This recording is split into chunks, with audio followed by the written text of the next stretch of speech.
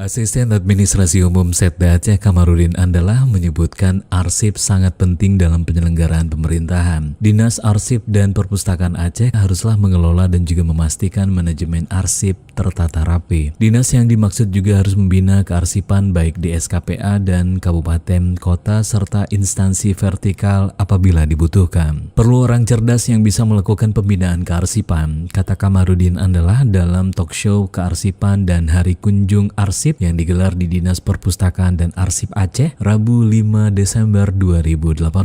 Kamarudin mengatakan lembaga arsip haruslah menjadi inspirasi bagi pemerintahan, di mana ke depan tidak ada lagi sistem manual dalam pengarsipan, melainkan sistem jaringan dan juga komputerisasi. Inovasi seperti e-pustaka atau pustaka online menjadi keunggulan di masa depan. Sementara itu, dosen arsitektur Unsiah yang juga pemerhati pendidikan Diah RT Dawati menyebutkan pengelolaan arsip dalam keseharian sangat penting. Apalagi Aceh sebagai daerah yang tingkat kerawanan bencananya sangat tinggi. Dia bahkan pernah 2 kali gagal naik pangkat di kampus Unsiah disebabkan arsip miliknya hilang terkena bencana. Karena itu dia meminta agar setiap individu mengelola arsipnya secara baik.